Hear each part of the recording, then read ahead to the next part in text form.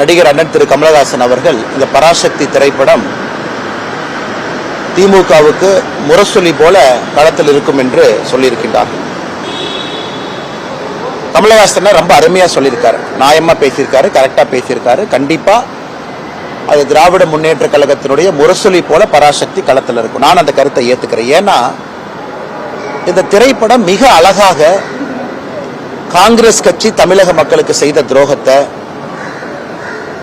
1950 நம்முடைய அரசியலமைப்பு சட்டம் வந்த பொழுது ஒரு மொழிகளும் எப்படி இருக்க வேண்டும் என்கின்ற வரைமுறை கொண்டு வந்திருந்தார். பேசக்கூடிய மொழி எது, அபிஷியல் லாங்குவேஜ் எது, கம்யூனிகேட்டிவ் லாங்குவேஜ் எது, மத்திய அரசுக்கும் மாநில அரசுக்கும். கொஞ்ச நாள் கழிச்சு லிங்க் லாங்குவேஜாக எது வரும் என்று காங்கிரஸ் 1950 தீர்மானிச்ச ஹிந்தி.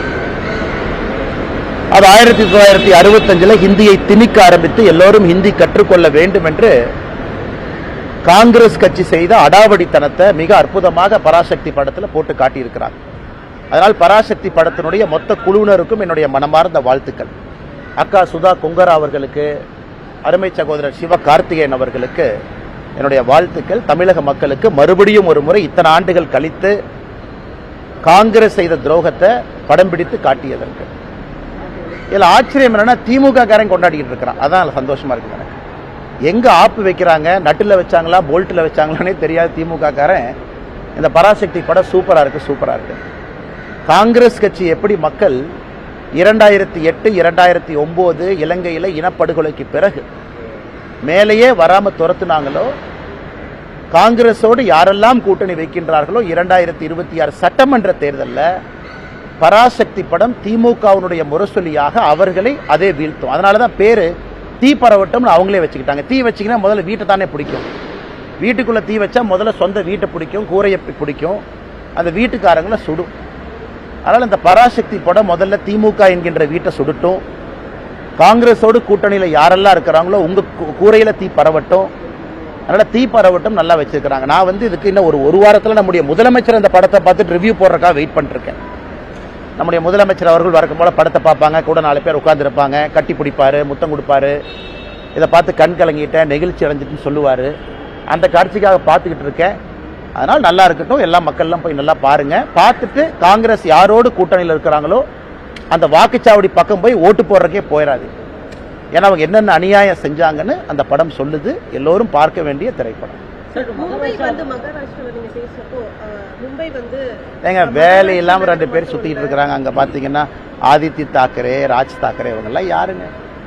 அங்கிருந்து என்னை மிரட்டிட்டு இருக்கானுங்க. நான் பெருமைப்படுறேன். ஒரு விவசாயினுடைய பையன் இன்னைக்கு தாக்கரேவனுடைய கோபத்தை நான் சம்பாரிச்சிருக்கிறேன். எனக்கே அது ஆச்சரியம் தான். எங்க அப்பா படிச்சது 10வது, அம்மா படிச்சது 6வது. எல்லாம் இத்தனை நாளா ஆடு மாடு தான் மேய்ச்சிட்டு இருந்தாங்க. இப்போ உடம்பு சரியில்லை, ஆடு மாடு மேய்க்கிறதுல அந்த ஆடு மாட்டை நான் மேய்க்கிறேன். இன்னைக்கு தாக்கரே நேற்று கூட்டம் போட்டு ஆயிரக்கணக்கான நபர்களை போட்டு அந்த ராஜ் தாக்கரே, உத்தவ் தாக்கரே, ஆதித்ய தாக்கரே மேடை போட்டு என்னை அங்கிருந்து திட்டுறானுங்க. அந்த அளவுக்கு நான் வளர்ந்துட்டேன்னா, அந்த அளவுக்கு ஒரு விவசாயினுடைய பையன் இன்னைக்கு மும்பையில் அவனுக்கு கூட்டம் போட்டு திட்டுற அளவுக்கு நான் உயர்ந்துட்டேனான்னு தெரியல. அதனால இந்த பாலா சாஹேப் தாக்கரே அவர்கள் மீது மிகப்பெரிய மரியாதை நான் வைத்திருக்கின்றேன். பாரதிய ஜனதா கட்சியில் நம்முடைய அலுவலகத்தில் நான் மாநில தலைவராக பணியாற்றிய பொழுது 2 பேர்த்தோட புகைப்படம் என்னுடைய இதில் இருக்கு. ஒன்று சத்ரபதி சிவாஜி அவர்கள், மற்றொன்று மகாகவி பாரதி அவர்கள், திருவள்ளுவர் எல்லாமே வச்சிருக்காங்க.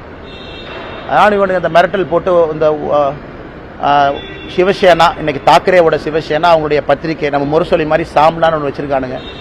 அதில் எழுதியிருக்கானுங்க, மும்பைக்குள்ள வந்தால் என் காலை வெட்டுவேன், இங்கடிப்பேன். நான் மும்பைக்கு வரத்தான் போகிறேன், நீ இங்கடிச்சு பாரு, காலை வெட்டிப்பாரு, அதான் 2 பார்த்துடலாம். அதனால் இந்த மிரட்டல் உருட்டுருக்கெல்லாம் நான் பயந்துருந்தா ஊரில் உட்காந்து என் கிராமத்துக்குள்ள சொந்த ஊரில் தான் இருக்கணும். 2வது, இன்னைக்கு பாரத பிரதமர் நரேந்திர மோடி அவர்கள் இந்தியாவுடைய தலைவர் நான் சொல்லும் பொழுது அவர் குஜராத்தி இல்லைன்னு ஆயிருமா? அதே போல காமராஜர் ஐயா அவர்கள் இந்தியாவுடைய மாபெரும் தலைவர் நான் சொல்லும் பொழுது அவர் தமிழர் இல்லை என்று ஆகிவிடுமா? இன்னைக்கு மும்பை உலகத்தினுடைய தலைநகரம் என்று சொல்லும் பொழுது அது மராட்டியர்களால் கட்டிய நகரம் இல்லைன்னு ஆயிருமா? அது மும்பை அங்க இருக்கக்கூடிய மராட்டி சகோதர சகோதரிகளுடைய உழைப்பால் உயர்ந்த நகரம் இல்லைன்னு ஆயிருமா? இதெல்லாமே அந்த நகருக்கு ஒருவர் சொல்லக்கூடிய பெருமை, ஒரு அடையாளம். எப்படி பாரத பிரதமர் நரேந்திர மோடி அவர்கள் இந்தியாவினுடைய தலைவர், உலகத்தினுடைய தலைவர் என்று சொல்லும் பொழுது அவர் பிறந்த இடமும் பிறந்த மண்ணையும் மறந்துடுவோமா? முட்டாள்கள், அறிவில்லாதவர்கள். இந்த சஞ்சய் ராவட்னு ஒருவர் இருக்கின்றார். அங்கே என்ன பேசுறதே தெரியாமல் காலையில் பத்திரிகையாளரை சந்தித்து வாமிட் எடுப்பது மட்டும்தான் சஞ்சய் ராவத்தினுடைய காலை வேலை. 6 மணிக்கு வாமிட் எடுக்கணும், அதுக்கு 4 பத்திரிகையாளர் சந்திப்பு நடத்தணும். இன்னைக்கு 3 தாக்கரே கூட்டம் போட்டு மிரட்டிட்டு இருக்காரு. என்னை பற்றி நீ அவமானப்படுத்துறது எனக்கு ஒன்றும் புதுசு இல்லை. தமிழ்நாட்டில் டிஎம்கே அதைத்தான் காலங்காலமாக செய்கிறாங்க. ஆனால் தமிழர்களையே அவமானப்படுத்துகிறாங்க. இந்த லுங்கி கட்டினவனுங்க, வேட்டி கட்டினவனுங்க, இவனுங்களாம் இப்படி, இவனுங்களாம் அப்படின்னு. அதே கூட்டணியில் திராவிட முன்னேற்ற கழகம் இங்கே இருக்கிறாங்க. இதான் ஆச்சரியம். அதனால் அது திமுக தமிழகத்தில் இருக்கட்டும், அங்கே இருக்கக்கூடிய இன்னைக்கு இருக்கக்கூடிய இந்த உத்தவ் தாக்கரே, ராஜ் தாக்கரே, ஆதித்ய தாக்கரேவாக இருக்கட்டும், இவர்கள்லாம் மிரட்டி மிரட்டி தான் அவங்க பிளப்பை ஓட்டிக்கிட்டு இருக்கிறாங்க. நம்ம பயப்படுவோம்னு நினைக்கிறாங்க. இது பாலா சாஹிப் தாக்கரே அவர்கள் இருந்திருந்தால் இவங்கெல்லாம் இருந்திருக்கவே மாட்டாங்க. அப்பாவினுடைய பெயரை கெடுப்பதற்கே ஒரு 3 பேர் அங்கே சுற்றிக்கிட்டு இருக்கிறாங்க. அதனால் அந்த காலை வெட்டுவேன், கையை வெட்டுவேன், இதுக்கெல்லாம் பயப்படுற ஆள் நான் கிடையாது. அதே நேரத்தில் ஒரு விவசாயினுடைய மகன் கிராமத்திலிருந்து வந்திருக்கக்கூடிய நான் தாக்கரே மீட்டிங் போட்டு லட்சக்கணக்கான ஆளை போட்டு ஸ்டேஜில் நீ திட்ட அளவுக்கு வளர்ந்துட்டேன்னு நினைக்கும் பொழுதும் கூட அந்த பாரதிய ஜனதா கட்சி தான் அந்த வாய்ப்பையும் எனக்கு கொடுத்துருக்குன்னு நினைச்சு நான் பெருமையும் அடைகிறேன். சார், இன்னைக்கு தாவேக தலைவர் விஜய் சிபிஐ விசாரணைக்கு டெல்லிக்கு போறாரு. இது அரசியல் களத்தில் என்ன தாக்கத்தை ஏற்படுத்தும் நினைக்கிறீங்க? தெரியலீங்கன்னா சிபிஐ விசாரணை கூப்பிடுறாங்க. திரு விஜய் அவர்கள் விசாரணைக்கு போயிருக்கிறாங்க, சம்மன் கொடுத்துருக்குறாங்க. போய் எல்லாருமே அவங்க கருத்தை சொல்ல போகிறாங்க. ஒரு சம்மன் கொடுக்கறனால யாரும் குற்றவாளி ஆக போவது கிடையாது. நமக்கு சம்மன் கொடுக்குறாங்க, போகிறோம், சில வழக்குகளை பேசிட்டு வர்றோம், அதெல்லாம் ஓகேங்கண்ணா. அதனால் முறைப்படி சம்மனுக்கு முறைப்படி அவங்க ஆஜராகிறாங்க. இதில் நான் எதுவும் உள்ள போந்து நான் கருத்து சொல்ல விரும்பலை. அதனால் நல்லபடியாக போயிட்டு வரட்டுங்கண்ணா. இடி, சிபிஐ, இன்கம் டேக்ஸ் டிபார்ட்மெண்ட் இதை தொடர்ந்து இந்த சென்சார் போர்டும் இப்போ பிஜேபியோட கைப்பாக செயல்படுது. ஜனநாயக விஷயத்தில் எம்.கே. ஸ்டாலின் அவர்களுடைய ட்வீட் உங்களுடைய கருத்து? அண்ணா, என்னை கேட்டிங்கன்னா நானும் ஜனநாயகனுடைய படத்திற்காக எதிர்பார்த்து காத்திருந்த நிறைய ரசிகர்களில் நானும் ஒருவன் தான். நல்ல திரைப்படம், நல்ல நடிகர்கள் நடிக்கும் பொழுது சமீப காலமாக நானும் நிறைய திரைப்படத்தை பார்க்கின்றேன், கருத்து சொல்கிறேன், பேசுகிறேன். ஏன்னா ஒரு திரைப்படம் என்பது ஒரு வெறும் நடிகர் மட்டும் உருவாக்கக்கூடிய ஒரு விஷயம் கிடையாது. லட்சக்கணக்கான நபர்கள் பின்னாடி இருக்கிறாங்க, எல்லாரும் சேர்ந்து பண்ணுறாங்க. ஆனால் ஜனநாயகத்தை பொறுத்தவரை அது சிபிஎஃப்சி, அவங்க ஏதோ சொல்கிறாங்க, இது ஏதோ எடிட்டிங் பண்ணணும், கட்டிங் பண்ணணும், அது இதுன்னு ஸ்க்ரீனிங் கமிட்டி, அது ஏதோ தேவையில்லாத எங்கெங்கேயோ போயிட்டு இருக்குங்கண்ணா. அதனால் நானும் உங்களை போன்ற ஒரு சாதாரண மனிதராகத்தான் இந்த சிபிஎஃப்சி, இந்த ஜனநாயகன் படக்குழு, ப்ரொடியூசர் அவங்கள நான் பார்த்துட்டு இருக்கேன். ஆனால் இந்தியாவில் எப்பொழுதுமே கோர்ட் இருக்குது, அப்பீல் மெக்கானிசம் இருக்குது, பல வழிமுறைகள் இருக்குது, எல்லாமே இருக்குது. ஆனால் நான் இதை இப்படி பண்ணிட்டாங்க, அப்படி பண்ணிட்டாங்க, இது எல்லா திரைப்படமும் அது கடந்து வர்ற பாதை தான். சில திரைப்படத்தை வரும்போது இவ்வளோ கட் பண்ணுங்க, யூபைஏவை யூவா வச்சுக்கன்னுலாம் சொல்கிறாங்க. என்னை கேட்டிங்கன்னா நானும் நிறைய பேர்த்த போல ஜனநாயகம் படத்துக்காக காத்திருக்கக்கூடிய ஒரு மனிதனாகத்தான் நானும் இருக்கேன். படத்தை பார்க்காம எது தப்பு சரின்னு அப்படி சொல்ல முடியும்? பராசக்தியை பற்றி நீங்கள் கேட்டீங்க, நான் கருத்தை சொல்லிட்டேன். நல்ல படம், நல்ல ஒரு முக்கியமான கருத்து சொல்லியிருக்கிறாங்க. அதை திமுகவும் காங்கிரஸ்காரங்களும் கட்டாயமாக பார்க்கணுங்கிற என் கருத்தை சொல்லிட்டேன். அதனால் ஜனநாயகம் படம் வெளியிடும் பொழுது நிச்சயமாக அதை பார்த்துட்டு நான் சொல்கிறேங்கன்னா, அதுவரை நிறைய விஜய் ரசிகர்கள், நிறைய சினிமா படத்தினுடைய ரசிகர்கள், நல்ல சினிமா வேண்டும் என்று நினைக்கக்கூடிய மனிதர்களைப் போல நானும் அந்த படம் வரட்டும் என்று காத்துக்கொண்டேன். தமிழக சட்டமன்றத்தை திமுக செயல்பாடு எவ்வளவு மாற்று போடுவீங்க? ஆனால் ஒரு ஆட்சி என்று சொல்லும் பொழுது நிறை குறை என்று சொல்வார்கள். நிறையும் குறையும் 50-50% இருந்தால் ஓகே அப்படி. ஆனால் ஜனநாயகம் எல்லா மக்களுடைய எதிர்பார்ப்புகளையும் பூர்த்தி செய்ய முடியாது. குறைகள் அதிகமாகவும் நிறைகள் மிக மிக குறைவாகவும் இருக்கக்கூடிய ஆட்சியாகத்தான் நான் பார்க்குறேன். ஆனால் ட்ரூ டெஸ்ட் என்பது வருகின்ற சட்டப்பேரவை தேர்தலில் மக்கள் தான் எஜமான்கள். அந்த எஜமான்கள் இவிஎம் மிஷினில் அவங்க போய் முடிவு செய்வாங்க. அதனால் எஜமான்கள் போடக்கூடிய மார்க்குக்காக காத்திருப்போம். நிறைய குறைகளும் கொஞ்சம் நிறைகளும் இருக்கக்கூடிய ஆட்சியாகத்தான் இந்த 4.5 ஆண்டு கால திராவிட முன்னேற்ற கழகத்தினுடைய ஆட்சி நான் பார்க்குறேன். ஆனால் மார்க்கு போட தகுதியானவங்க நம்முடைய எஜமான்கள் மக்கள். என்னை போன மனிதர்கள்லாம் மார்க் போட்டால் அது சரியா இருக்காதுங்க.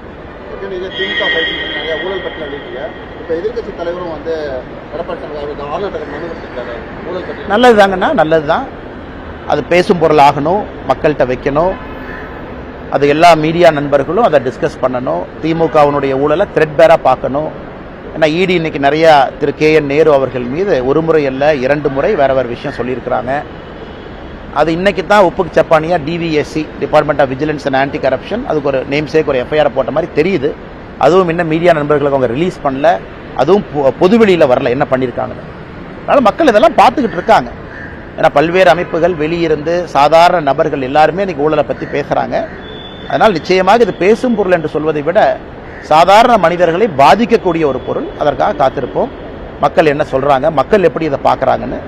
என்னை பொறுத்தவரை ஊழல் என்பது சாதாரண மனிதனுடைய நார்மல் வாழ்க்கையை தொட ஆரம்பிச்சிருச்சு. அதனால் நிச்சயமாக அது இவிஎம் மிஷின்ல அவங்களுடைய கருத்தை அவங்க தெரிவிப்பாங்க. தேசிய ஜனநாயக கூட்டணியில டிடிவி தினகரன், ஓபிஎஸ் இருவரையும் கொண்டு வரணும்னு நீங்க ரொம்ப முயற்சி பண்ணியிருக்கீங்க. 2-3 நிமிடங்களுக்கு முன்பாக டிடிவி தினகரன் அமித்ஷாவை சந்தித்ததா தகவல் இருக்கு. தேசிய ஜனநாயக கூட்டணியில இணையத்துக்கு சம்மதிச்சுட்டாருன்னு ஒரு தகவல். எனக்கு தெரியாது. நான் டிடிவி சந்திச்சேனான்னு நீங்க கேட்டீங்கன்னா நான் பதில் சொல்லுவேன். அவர் யாரை சந்திச்சாரு எனக்கு தெரியாதுங்கன்னா. என்னுடைய கருத்துல ஆரம்பத்திலிருந்து எந்த மாற்றமும் இல்லை. நான் ஒரே கருத்துல தான் இருக்கேன். நன்றிங்கண்ணா. தேசிய ஜனநாயக கூட்டணி பொறுத்தவரை வலிமையா இருக்கணும்னு நினைக்கிறேன். இந்த எலெக்ஷன் ஒரு சாதாரண ஒரு எலெக்ஷன் கிடையாதுங்கன்னா. ஒரு மிக வித்தியாசமான ஒரு தேர்தல். 4 முனை போட்டி இருக்கக்கூடிய தேர்தல். தமிழகத்தில் 4 முனை போட்டி பார்த்து ரொம்ப நாள் ஆச்சு. அண்ணன் சீமான் அவர்களும் தயவு செஞ்சு அப்படியே லைட்டா யாரும் எடை போட வேண்டாம். கொள்கைக்காக ஒரு மனிதன், அந்த கொள்கை எனக்கு பிடிக்குமோ பிடிக்காதோ அது ரெண்டாவதுங்கன்னா, கொள்கைக்காக ஒரு மனிதன் தனிந்து துணிச்சலா நின்றுகிட்டே இருக்காரு. கேண்டிடேட்டை போட்டுக்கிட்டே இருக்காரு. தேர்தலுக்கு தேர்தல் நிற்கிறாரு. லோக்சபா தேர்தலுக்கு அவருக்கும் அந்த கட்சிக்கும் தேர்தலுக்கு சம்பந்தமே இல்லைனா கூட 8% ஓட்டு வாங்கியிருக்காரு. அதுவும் ஒரு ஸ்ட்ராங் 4th ஃப்ரண்ட். விஜய் அவர்கள் ஸ்ட்ராங்கா அவங்களுக்கு களத்தில் வந்திருக்கிறாங்க. எல்லா இடத்துலையும் தொண்டர்கள் இருக்கிறாங்க. அதே நேரத்தில் தேசிய ஜனநாயக கூட்டணியை பொறுத்தவரை அனுபவமும் இருக்கு, வலிமையும் இருக்கு, மோடி அவர்களுடைய ஆசீர்வாதமும் இருக்கு. மிக வலிமையான ஒரு கூட்டணி களத்தில் இருக்கு. திராவிட முன்னேற்ற கழகத்தையும் சாதாரண இடப்படக்கூடாது. இந்தியாவில் இருக்கக்கூடிய பிராந்திய கட்சிகளில் ஓல்டஸ்ட் பொலிட்டிக்கல் பார்ட்டி. 1949 ஆரம்பிச்ச கட்சி, பல முறை வெற்றி தோல்விகளை பார்த்த கட்சி அவங்களும் இருக்கிறாங்க. ஸோ தமிழக மக்களை பொறுத்தவரை எப்பொழுதும் இல்லாத அளவுக்கு இந்த 4 முனை போட்டி என்பது வலிமையாக பலமான ஒரு போட்டி. அதனால் ஒரு ஓட்டு முக்கியம், ஒரு கட்சியும் முக்கியம். கூட்டணி வாய்ப்பு கிடைக்கும் பொழுதெல்லாம் பலப்படுத்தும். அதுக்காக கூட்டணி பலமா இல்லையா அப்படிங்கிற அர்த்தம் கிடையாது. இப்போ இந்தியன் கிரிக்கெட் டீம் மாதிரி நல்லா இருக்கு. ஒரு பெட்டர் பிளேயரா இருந்தோம் அவங்களே 11க்குள்ள கொண்டு வாங்க. இல்ல கோலி மட்டும் இருக்காரு, ஜெயிச்சிடலாமா? சூப்பர், கோலி மட்டும் அடிச்சு ஜெயிப்பார். இருந்தாலும் நேற்று கோலி அவுட் ஆனதுக்கு அப்புறம் 4, 5, 6, 3 விக்கெட் படப்படன்னு போச்சலங்க நான் நேற்று. அதனால நல்ல நல்ல பிளேயர் கிடைக்கும் பொழுது டீமை நம்ம ஸ்ட்ராங் பண்றதுக்காக அந்த டீம்ல வீக்கான பிளேயர்ஸ் இருக்கிறாங்கன்னு அர்த்தம் இல்லை. யாரெல்லாம் வலிமையா இருக்கிறாங்களோ எல்லாத்தையும் சேர்த்துக்கிட்டு முன்னாடி கொண்டு போகும் அப்படிங்கறத என்னுடைய கருத்து. அதை யாராச்சும் இல்ல இவங்க இருந்தனால தான் இப்ப வலிமை இல்லாதனால உங்களை கொண்டு வரேன்னு சொல்றீங்களா? அப்படி இல்லை. எவ்வளவுக்கு எவ்வளவு வலிமையா இருக்கிறோமோ 4 முனை போட்டியில் அவ்வளவுக்கு எவ்வளவு எல்லாத்துக்கும் நல்லது.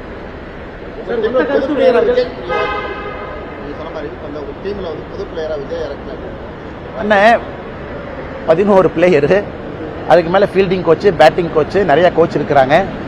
அந்த கோச் எல்லாம் சேர்ந்து தீர்மானிக்கணும். அப்புறம் ஸ்பெக்டேட்டர் இருக்கிறாங்க, ஸ்பெக்டேட்டருக்கு அது பிடிக்கணும். ஏன்னா கிரிக்கெட்டுங்கிறது வெறும் 11 பிளேயர் ஆடிட்டு வந்தா மட்டும் அழகு இல்லைங்கண்ணா.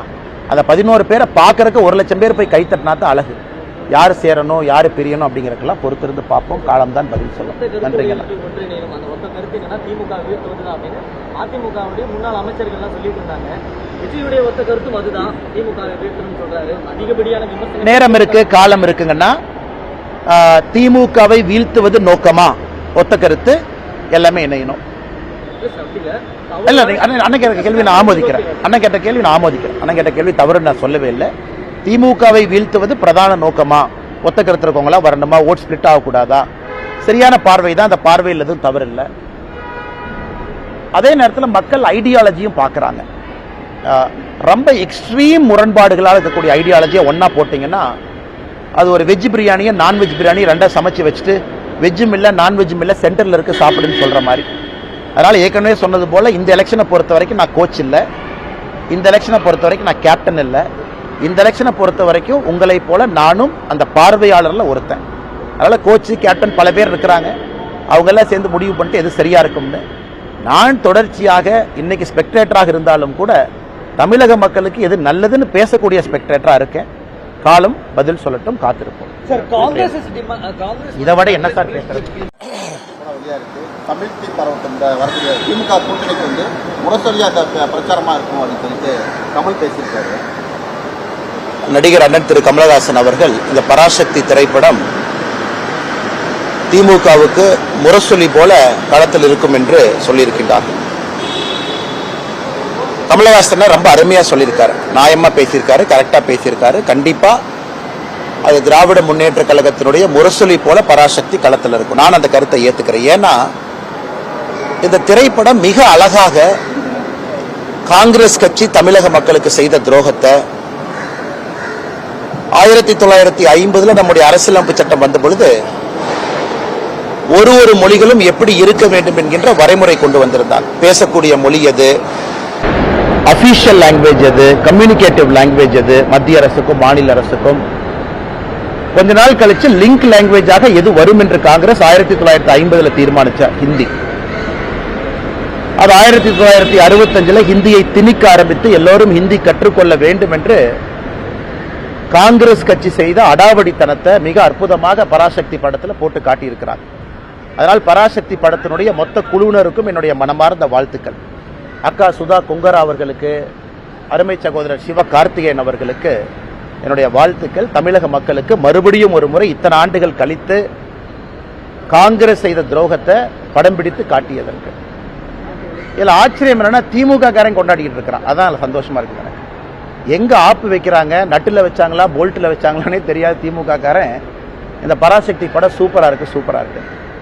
காங்கிரஸ் கட்சி எப்படி மக்கள் 2008 2009 இலங்கையில இனப்படுகொலைக்கு பிறகு மேலேயே வராம துரத்துனாங்களோ, காங்கிரஸோடு யாரெல்லாம் கூட்டணி வைக்கின்றார்களோ 2026 சட்டமன்ற தேர்தலில் பராசக்தி படம் திமுகவினுடைய முரசொலியாக அவர்களை அதே வீழ்த்தும். அதனாலதான் பேரு தீ பரவட்டம்னு அவங்களே வச்சுக்கிட்டாங்க. தீ வச்சிங்கன்னா முதல்ல வீட்டை தானே பிடிக்கும்.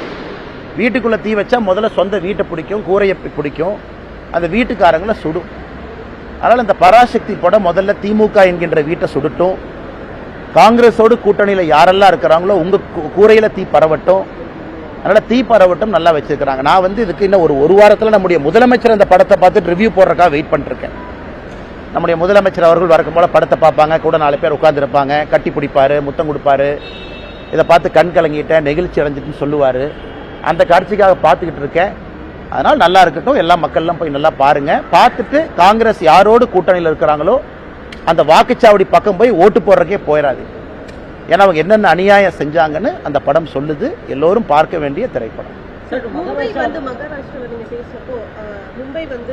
ஏங்க வேலை இல்லாம 2 பேர் சுத்திட்டு இருக்கிறாங்க. அங்க பாத்தீங்கன்னா ஆதித்ய தாக்கரே, ராஜ் தாக்கரே, இவங்க எல்லாம் யாருங்க? அங்கிருந்து என்னை மிரட்டிட்டு இருக்கானுங்க. நான் பெருமைப்படுறேன். ஒரு விவசாயினுடைய பையன் இன்னைக்கு தாக்கரேவனுடைய கோபத்தை நான் சம்பாரிச்சிருக்கிறேன். எனக்கே அது ஆச்சரியம் தான். எங்க அப்பா படிச்சது 10வது, அம்மா படிச்சது 6வது. எல்லாம் இத்தனை நாளா ஆடு மாடு தான் மேய்ச்சிட்டு இருந்தாங்க. இப்போ உடம்பு சரியில்லை, ஆடு மாடு மேய்க்கிறதுல அந்த ஆடு மாட்டை நான் மேய்க்கிறேன். இன்னைக்கு தாக்கரே நேற்று கூட்டம் போட்டு ஆயிரக்கணக்கான நபர்களை போட்டு அந்த ராஜ் தாக்கரே, உத்தவ் தாக்கரே, ஆதித்ய தாக்கரே மேடை போட்டு என்னை அங்கிருந்து திட்டுறானுங்க. அந்த அளவுக்கு நான் வளர்ந்துட்டேன்னா, அந்த அளவுக்கு ஒரு விவசாயினுடைய பையன் இன்னைக்கு மும்பையில் அவனுக்கு கூட்டம் போட்டு திட்டுற அளவுக்கு நான் உயர்ந்துட்டேனான்னு தெரியல. அதனால இந்த பாலா சாஹேப் தாக்கரே அவர்கள் மீது மிகப்பெரிய மரியாதை நான் வைத்திருக்கின்றேன்.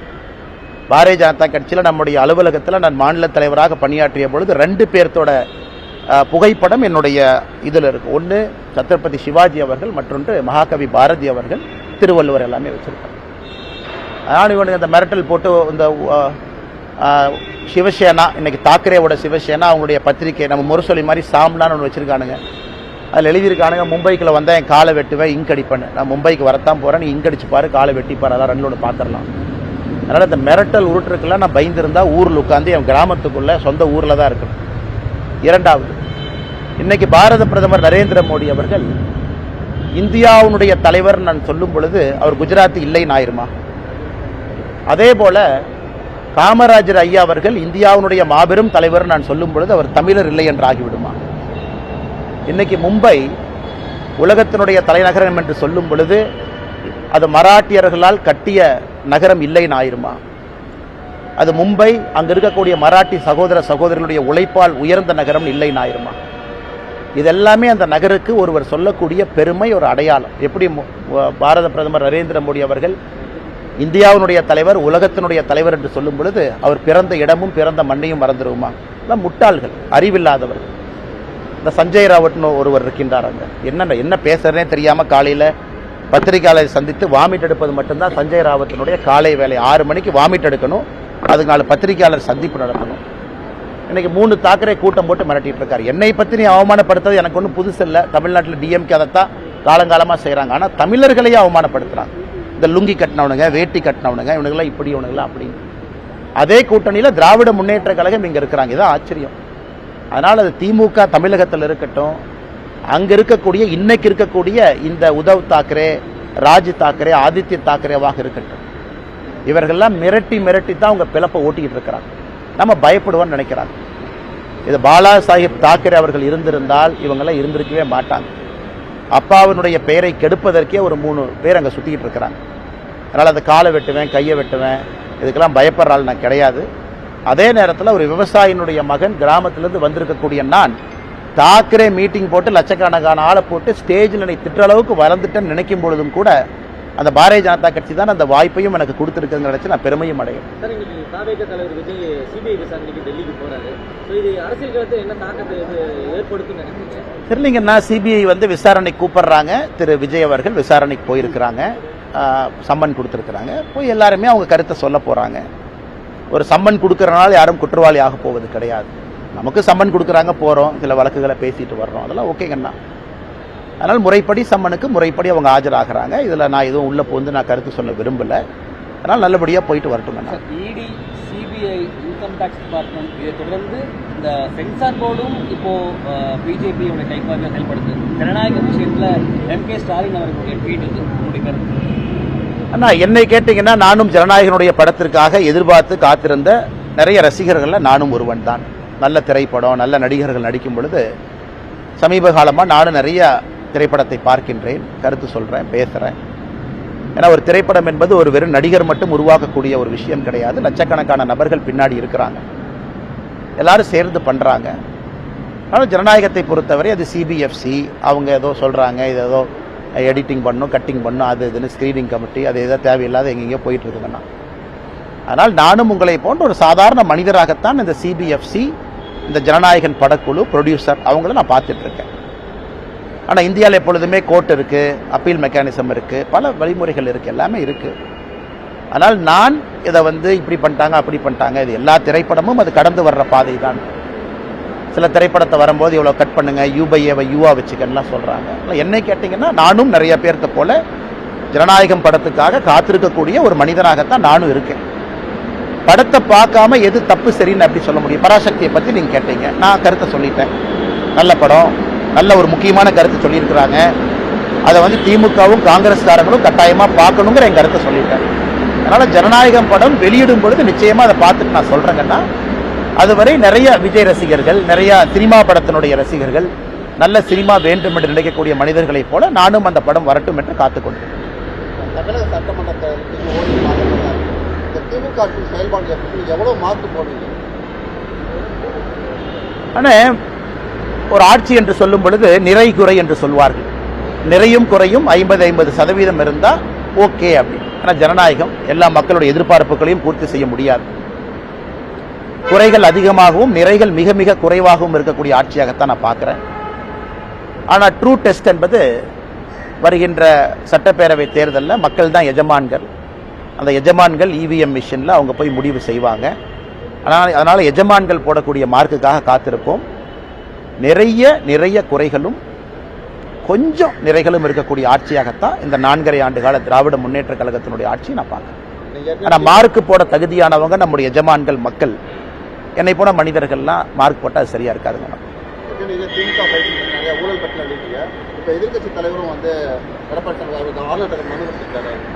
நல்லதுதாங்கண்ணா, நல்லதுதான். அது பேசும் பொருள் ஆகணும், மக்கள்கிட்ட வைக்கணும்.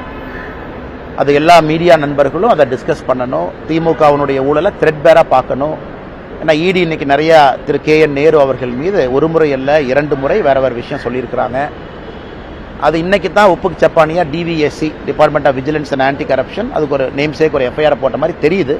அதுவும் இன்னும் மீடியா நண்பர்களுக்கு அவங்க ரிலீஸ் பண்ணல, அதுவும் பொதுவெளியில் வரல என்ன பண்ணியிருக்காங்கன்னு. அதனால் மக்கள் இதெல்லாம் பார்த்துக்கிட்டு இருக்காங்க.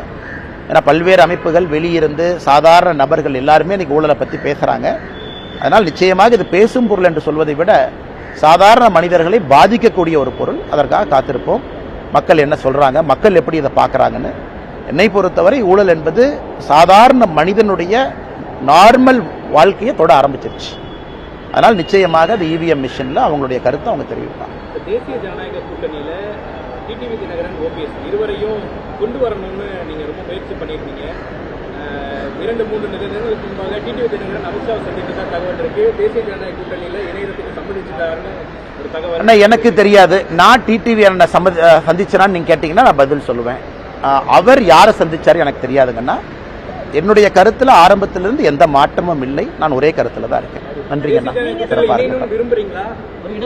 தேசிய ஜனநாயக கூட்டணி பொறுத்தவரை வலிமையா இருக்கும்னு நினைக்கிறேன். இந்த எலெக்ஷன் ஒரு சாதாரண ஒரு எலெக்ஷன் கிடையாதுங்கன்னா. ஒரு மிக வித்தியாசமான ஒரு தேர்தல். 4 முனை போட்டி இருக்கக்கூடிய தேர்தல். தமிழகத்தில் 4 முனை போட்டி பார்த்து ரொம்ப நாள் ஆச்சு. அண்ணன் சீமான் அவர்களும் தயவு செஞ்சு அப்படியே லைட்டா யாரும் எடை போட வேண்டாம். கொள்கைக்காக ஒரு மனிதன், அந்த கொள்கை எனக்கு பிடிக்குமோ பிடிக்காதோ அது ரெண்டாவதுங்கன்னா, கொள்கைக்காக ஒரு மனிதன் தனிந்து துணிச்சலா நின்றுகிட்டே இருக்காரு. கேண்டிடேட்டை போட்டுக்கிட்டே இருக்காரு. தேர்தலுக்கு தேர்தல் நிற்கிறாரு. லோக்சபா தேர்தலுக்கு அவருக்கும் அந்த கட்சிக்கும் தேர்தலுக்கு சம்பந்தமே இல்லைனா கூட 8% ஓட்டு வாங்கியிருக்காரு. அதுவும் ஒரு ஸ்ட்ராங் 4th ஃப்ரண்ட். விஜய் அவர்கள் ஸ்ட்ராங்கா அவங்களுக்கு களத்தில் வந்திருக்கிறாங்க. எல்லா இடத்துலையும் தொண்டர்கள் இருக்கிறாங்க. அதே நேரத்தில் தேசிய ஜனநாயக கூட்டணியை பொறுத்தவரை அனுபவமும் இருக்கு, வலிமையும் இருக்கு, மோடி அவர்களுடைய ஆசீர்வாதமும் இருக்கு. மிக வலிமையான ஒரு கூட்டணி களத்தில் இருக்கு. திராவிட முன்னேற்ற கழகத்தையும் சாதாரண இடப்படக்கூடாது. இந்தியாவில் இருக்கக்கூடிய பிராந்திய கட்சிகளில் ஓல்டஸ்ட் பொலிட்டிக்கல் பார்ட்டி 1949 ஆரம்பிச்ச கட்சி, பல முறை வெற்றி தோல்விகளை பார்த்த கட்சி அவங்களும் இருக்கிறாங்க. ஸோ தமிழக மக்களை பொறுத்தவரை எப்பொழுதும் இல்லாத அளவுக்கு இந்த 4 முனை போட்டி என்பது வலிமையாக பலமான ஒரு போட்டி. அதனால் ஒரு ஓட்டு முக்கியம், ஒரு கட்சியும் முக்கியம். கூட்டணி வாய்ப்பு கிடைக்கும் பொழுதெல்லாம் பலப்படுத்தும். அதுக்காக கூட்டணி பலமா இல்லையா அப்படிங்கிற அர்த்தம் கிடையாது. இப்போ இந்தியன் கிரிக்கெட் டீம் மாதிரி நல்லா இருக்கு, ஒரு பெட்டர் பிளேயரா இருந்தோம் அவங்களே 11க்குள்ள கொண்டு வாங்க. இல்ல கோலி மட்டும் இருக்காரு ஜெயிச்சிடலாமா? சூப்பர், கோலி மட்டும் அடிச்சு ஜெயிப்பார். இருந்தாலும் நேற்று கோலி அவுட் ஆனதுக்கு அப்புறம் 4, 5, 6, 3 விக்கெட் படப்படன்னு போச்சாலும் நான் நேற்று. அதனால நல்ல நல்ல பிளேயர் கிடைக்கும் பொழுது டீமை நம்ம ஸ்ட்ராங் பண்றதுக்காக அந்த டீம்ல வீக்கான பிளேயர்ஸ் இருக்கிறாங்கன்னு அர்த்தம் இல்லை. யாரெல்லாம் வலிமையா இருக்கிறாங்களோ எல்லாத்தையும் சேர்த்துக்கிட்டு முன்னாடி கொண்டு போகும் அப்படிங்கறத என்னுடைய கருத்து. அதை யாராச்சும் இல்ல இவங்க இருந்தனால தான் இப்ப வலிமை இல்லாதனால உங்களை கொண்டு வரேன்னு சொல்றீங்களா? அப்படி இல்லை. எவ்வளவுக்கு எவ்வளவு வலிமையா இருக்கிறோமோ 4 முனை போட்டியில் அவ்வளவுக்கு எவ்வளவு எல்லாத்துக்கும் நல்லது.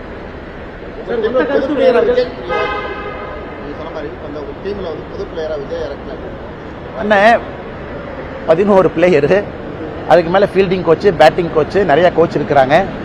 அந்த கோச் எல்லாம் சேர்ந்து தீர்மானிக்கணும். அப்புறம் ஸ்பெக்டேட்டர் இருக்கிறாங்க, ஸ்பெக்டேட்டருக்கு அது பிடிக்கணும். ஏன்னா கிரிக்கெட்டுங்கிறது வெறும் 11 பிளேயர் ஆடிட்டு வந்தா மட்டும் அழகு இல்லைங்கண்ணா.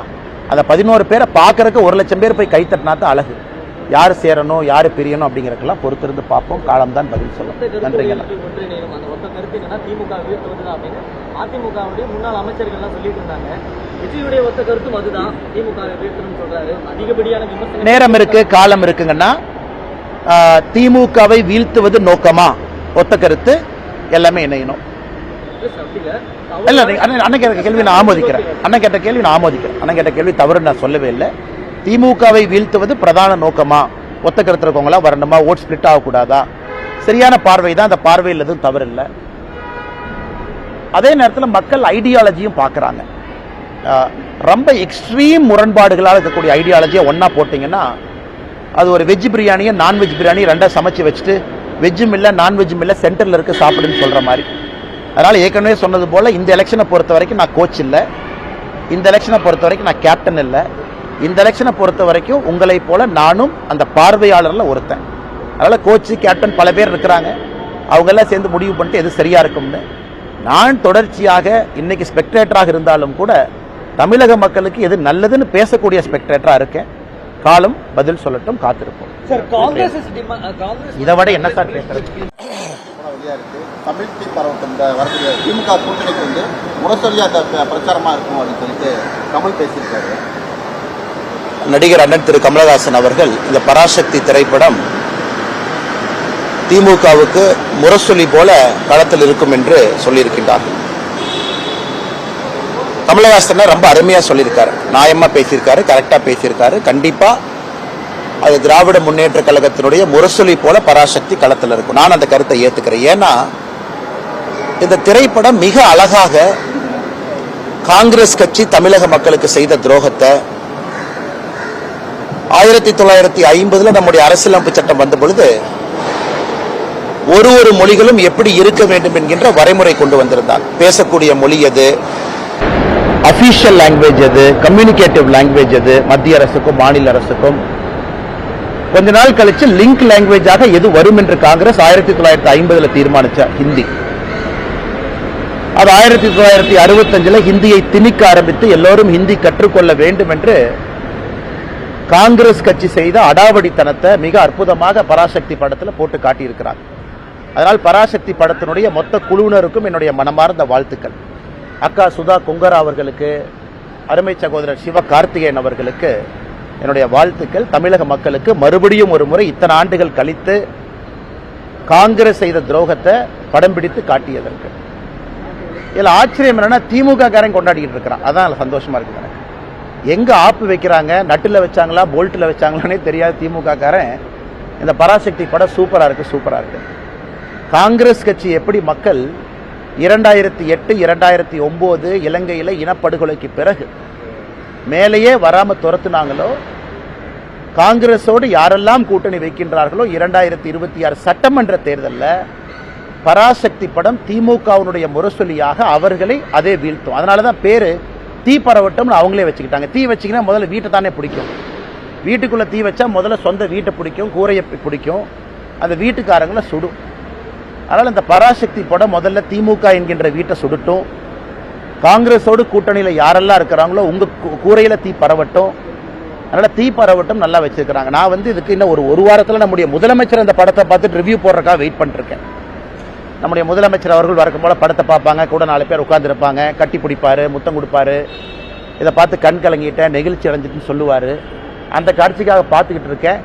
அதனால் நல்லா இருக்கட்டும், எல்லா மக்கள்லாம் போய் நல்லா பாருங்க. பார்த்துட்டு காங்கிரஸ் யாரோடு கூட்டணியில் இருக்கிறாங்களோ அந்த வாக்குச்சாவடி பக்கம் போய் ஓட்டு போடுறக்கே போயிடாது. ஏன்னா அவங்க என்னென்ன அநியாயம் செஞ்சாங்கன்னு அந்த படம் சொல்லுது. எல்லோரும் பார்க்க வேண்டிய திரைப்படம். ஏங்க வேலை இல்லாமல் 2 பேர் சுத்திட்டு இருக்கிறாங்க. அங்க பாத்தீங்கன்னா ஆதித்ய தாக்கரே, ராஜ் தாக்கரே, இவங்கெல்லாம் யாருங்க? அங்கிருந்து என்னை மிரட்டிட்டு இருக்கானுங்க. நான் பெருமைப்படுறேன். ஒரு விவசாயினுடைய பையன் இன்னைக்கு தாக்கரேவனுடைய கோபத்தை நான் சம்பாரிச்சிருக்கிறேன். எனக்கே அது ஆச்சரியம் தான். எங்கள் அப்பா படித்தது 10வது, அம்மா படித்தது 6வது. எல்லாம் இத்தனை நாளாக ஆடு மாடு தான் மேய்ச்சிட்டு இருந்தாங்க. இப்போ உடம்பு சரியில்லை, ஆடு மாடு மேய்க்கிறதுல அந்த ஆடு மாட்டை நான் மேய்க்கிறேன். இன்னைக்கு தாக்கரே நேற்று கூட்டம் போட்டு ஆயிரக்கணக்கான நபர்களை போட்டு அந்த ராஜ் தாக்கரே, உத்தவ் தாக்கரே, ஆதித்ய தாக்கரே மேடை போட்டு என்னை அங்கிருந்து திட்டுறானுங்க. அந்த அளவுக்கு நான் வளர்ந்துட்டேன்னா, அந்த அளவுக்கு ஒரு விவசாயினுடைய பையன் இன்னைக்கு மும்பையில் அவனுக்கு கூட்டம் போட்டு திட்டுற அளவுக்கு நான் உயர்ந்துட்டேனான்னு தெரியல. அதனால் இந்த பாலா சாஹேப் தாக்கரே அவர்கள் மீது மிகப்பெரிய மரியாதை நான் வைத்திருக்கின்றேன். பாரதிய ஜனதா கட்சியில் நம்முடைய அலுவலகத்தில் நான் மாநில தலைவராக பணியாற்றிய பொழுது 2 பேர்த்தோட புகைப்படம் என்னுடைய இதில் இருக்கு. ஒன்று சத்ரபதி சிவாஜி அவர்கள், மற்றொன்று மகாகவி பாரதி அவர்கள், திருவள்ளுவர் எல்லாமே வச்சிருக்காங்க. ஆனால் இவனுக்கு அந்த மிரட்டல் போட்டு இந்த சிவசேனா, இன்னைக்கு தாக்கரேவோட சிவசேனா அவங்களுடைய பத்திரிகை நம்ம முரசொலி மாதிரி சாம்லான்னு ஒன்று வச்சிருக்கானுங்க. அதில் எழுதியிருக்கானுங்க, மும்பைக்குள்ள வந்தால் என் காலை வெட்டுவேன், இங்க் அடிப்பேன்னு. நான் மும்பைக்கு வரத்தான் போகிறேன், நீ இங்க் அடிச்சு பாரு, காலை வெட்டிப்பாரு, அதான் 2 பார்த்துடலாம். அதனால் இந்த மிரட்டல் உருட்டுருக்கெல்லாம் நான் பயந்துருந்தா ஊரில் உட்காந்து என் கிராமத்துக்குள்ளே சொந்த ஊரில் தான் இருக்கணும். 2வது, இன்னைக்கு பாரத பிரதமர் நரேந்திர மோடி அவர்கள் இந்தியாவுடைய தலைவர் நான் சொல்லும் பொழுது அவர் குஜராத்தி இல்லைன்னு ஆயிருமா? அதே போல காமராஜர் ஐயா அவர்கள் இந்தியாவுடைய மாபெரும் தலைவர் நான் சொல்லும் பொழுது அவர் தமிழர் இல்லை என்று ஆகிவிடுமா? இன்னைக்கு மும்பை உலகத்தினுடைய தலைநகரம் என்று சொல்லும் பொழுது அது மராட்டியர்களால் கட்டிய நகரம் இல்லைன்னு ஆயிருமா? அது மும்பை அங்க இருக்கக்கூடிய மராட்டி சகோதர சகோதரிகளுடைய உழைப்பால் உயர்ந்த நகரம் இல்லைன்னு ஆயிருமா? இதெல்லாமே அந்த நகருக்கு ஒருவர் சொல்லக்கூடிய பெருமை, ஒரு அடையாளம். எப்படி பாரத பிரதமர் நரேந்திர மோடி அவர்கள் இந்தியாவினுடைய தலைவர், உலகத்தினுடைய தலைவர் என்று சொல்லும் பொழுது அவர் பிறந்த இடமும் பிறந்த மண்ணையும் மறந்துடுவோமா? எல்லாம் முட்டாள்கள், அறிவில்லாதவர்கள். இந்த சஞ்சய் ராவட்னு ஒருவர் இருக்கின்றார். அங்க என்ன பேசுறதே தெரியாம காலையில பத்திரிகையாளரை சந்தித்து வாமிட் எடுப்பது மட்டும்தான் சஞ்சய் ராவத்தினுடைய காலை வேலை. 6 மணிக்கு வாமிட் எடுக்கணும், அதுக்கு 4 பத்திரிகையாளர் சந்திப்பு நடத்தணும். இன்னைக்கு 3 தாக்கரே கூட்டம் போட்டு மிரட்டிட்டு இருக்காரு. என்னை பற்றி நீ அவமானப்படுத்துறது எனக்கு ஒன்றும் புதுசு இல்லை. தமிழ்நாட்டில் டிஎம்கே அதைத்தான் காலங்காலமாக செய்கிறாங்க. ஆனால் தமிழர்களையே அவமானப்படுத்துகிறாங்க. இந்த லுங்கி கட்டினவனுங்க, வேட்டி கட்டினவனுங்க, இவனுங்களாம் இப்படி, இவனுங்களாம் அப்படி. அதே கூட்டணியில் திராவிட முன்னேற்ற கழகம் இங்கே இருக்கிறாங்க. இதுதான் ஆச்சரியம். அதனால் அது திமுக தமிழகத்தில் இருக்கட்டும், அங்கே இருக்கக்கூடிய இன்னைக்கு இருக்கக்கூடிய இந்த உத்தவ் தாக்கரே, ராஜ் தாக்கரே, ஆதித்ய தாக்கரேவாக இருக்கட்டும், இவர்கள்லாம் மிரட்டி மிரட்டி தான் அவங்க பிளப்பை ஓட்டிக்கிட்டு இருக்கிறாங்க. நம்ம பயப்படுவோம்னு நினைக்கிறாங்க. இது பாலா சாஹிப் தாக்கரே அவர்கள் இருந்திருந்தால் இவங்கெல்லாம் இருந்திருக்கவே மாட்டாங்க. அப்பாவினுடைய பெயரை கெடுப்பதற்கே ஒரு 3 பேர் அங்கே சுற்றிக்கிட்டு இருக்கிறாங்க. அதனால் அதை காலை வெட்டுவேன், கையை வெட்டுவேன், இதுக்கெல்லாம் பயப்படுற ஆள் நான் கிடையாது. அதே நேரத்தில் ஒரு விவசாயினுடைய மகன் கிராமத்திலிருந்து வந்திருக்கக்கூடிய நான் தாக்கரே மீட்டிங் போட்டு லட்சக்கணக்கான ஆளை போட்டு ஸ்டேஜில் நீ திட்டுற அளவுக்கு வளர்ந்துட்டேன்னு நினைக்கும் பொழுதும் கூட அந்த பாரதிய ஜனதா கட்சி தான் அந்த வாய்ப்பையும் எனக்கு கொடுத்துருக்குன்னு நினைச்சு நான் பெருமையும் அடையும். சார், இன்னைக்கு தாவேக தலைவர் விஜய் சிபிஐ விசாரணைக்கு டெல்லிக்கு போறாரு. இது அரசியல் களத்தில் என்ன தாக்கத்தை ஏற்படுத்தும் நினைக்கிறீங்க? தெரியலீங்கன்னா சிபிஐ வந்து விசாரணை கூப்பிடுறாங்க. திரு விஜய் அவர்கள் விசாரணைக்கு போயிருக்கிறாங்க, சம்மன் கொடுத்துருக்குறாங்க. போய் எல்லாருமே அவங்க கருத்தை சொல்ல போறாங்க. ஒரு சம்மன் கொடுக்கறனால யாரும் குற்றவாளி ஆக போவது கிடையாது. நமக்கு சம்மன் கொடுக்குறாங்க, போறோம், சில வழக்குகளை பேசிட்டு வர்றோம், அதெல்லாம் ஓகேங்கண்ணா. அதனால் முறைப்படி சம்மனுக்கு முறைப்படி அவங்க ஆஜராகிறாங்க. இதில் நான் எதுவும் உள்ள போந்து நான் கருத்து சொல்ல விரும்பல. அதனால் நல்லபடியாக போயிட்டு வரட்டுங்கண்ணா. இடி, சிபிஐ, இன்கம் டேக்ஸ் டிபார்ட்மெண்ட் இதை தொடர்ந்து இந்த சென்சார் போர்டும் இப்போ பிஜேபியோட கைப்பாக செயல்படுது. ஜனநாயக விஷயத்தில் எம்.கே. ஸ்டாலின் அவர்களுடைய ட்வீட் இது உங்களுடைய கருத்து?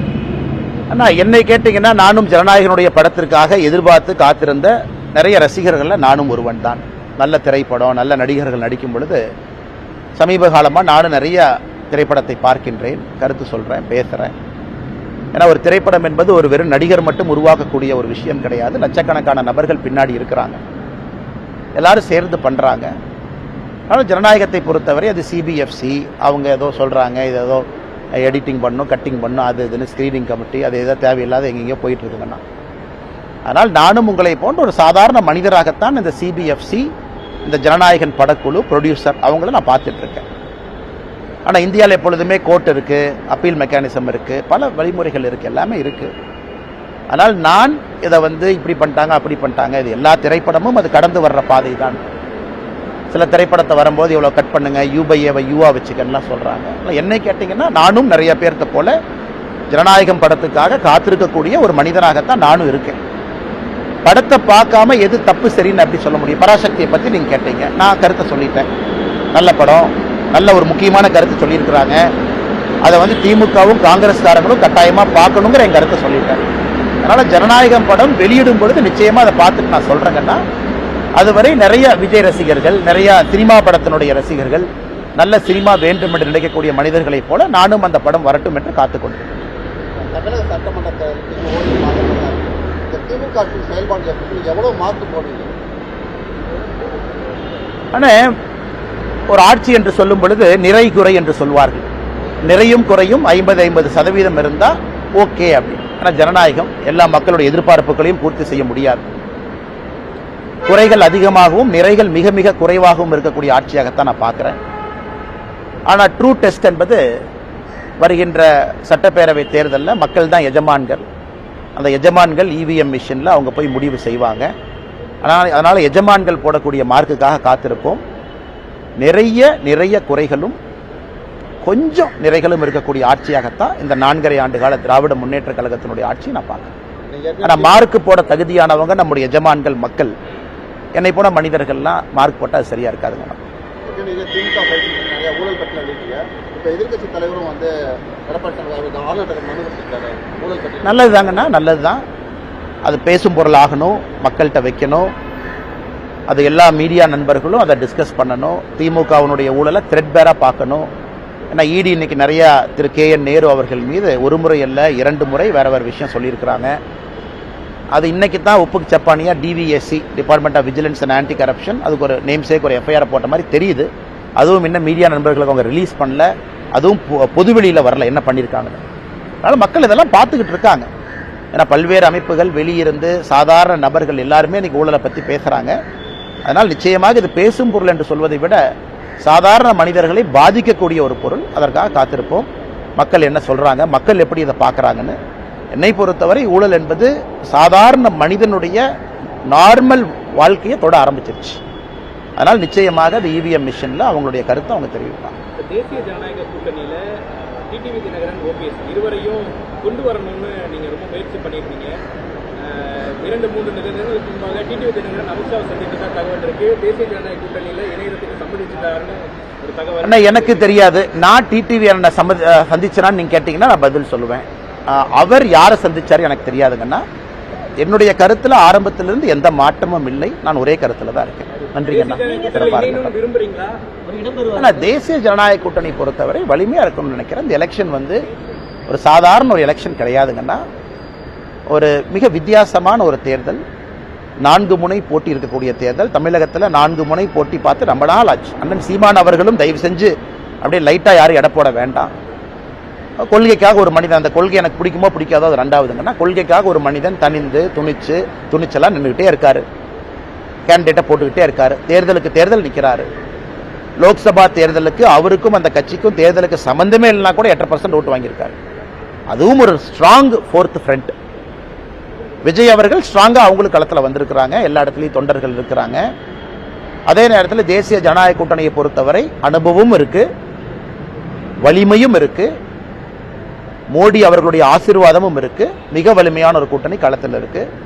திராவிட முன்னேற்ற கழகத்தையும் சாதாரண இடப்படக்கூடாது. இந்தியாவில் இருக்கக்கூடிய பிராந்திய கட்சிகளில் ஓல்டஸ்ட் பொலிட்டிக்கல் பார்ட்டி, 1949 ஆரம்பிச்ச கட்சி, பல முறை வெற்றி தோல்விகளை பார்த்த கட்சி அவங்களும் இருக்கிறாங்க. ஸோ தமிழக மக்களை பொறுத்தவரை எப்பொழுதும் இல்லாத அளவுக்கு இந்த 4 முனை போட்டி என்பது வலிமையாக பலமான ஒரு போட்டி. அதனால் ஒரு ஓட்டு முக்கியம், ஒரு கட்சியும் முக்கியம். கூட்டணி வாய்ப்பு கிடைக்கும் பொழுதெல்லாம் பலப்படுத்தும். அதுக்காக கூட்டணி பலமா இல்லையா அப்படிங்கிற அர்த்தம் கிடையாது. இப்போ இந்தியன் கிரிக்கெட் டீம் மாதிரி நல்லா இருக்கு, ஒரு பெட்டர் பிளேயரா இருந்தும் அவங்களே 11க்குள்ள கொண்டு வாங்க. இல்லை கோலி மட்டும் இருக்காரு, ஜெயிச்சிடலாமா? சூப்பர், கோலி மட்டும் அடிச்சு ஜெயிப்பார். இருந்தாலும் நேற்று கோலி அவுட் ஆனதுக்கு அப்புறம் 4, 5, 6, 3 விக்கெட் படப்படன்னு போச்சலாம் நான் நேற்று. அதனால நல்ல நல்ல பிளேயர் கிடைக்கும் பொழுது டீமை நம்ம ஸ்ட்ராங் பண்றதுக்காக அந்த டீம்ல வீக்கான பிளேயர்ஸ் இருக்கிறாங்கன்னு அர்த்தம் இல்லை. யாரெல்லாம் வலிமையா இருக்கிறாங்களோ எல்லாத்தையும் சேர்த்துக்கிட்டு முன்னாடி கொண்டு போகும் அப்படிங்கறத என்னுடைய கருத்து. அதை யாராச்சும் இல்லை இவங்க இருந்தனால தான் இப்ப வலிமை இல்லாதனால உங்களை கொண்டு வரேன்னு சொல்றீங்களா? அப்படி இல்லை. எவ்வளவுக்கு எவ்வளவு வலிமையா இருக்கிறோமோ 4 முனை போட்டியில் அவ்வளவுக்கு எவ்வளவு எல்லாத்துக்கும் நல்லது.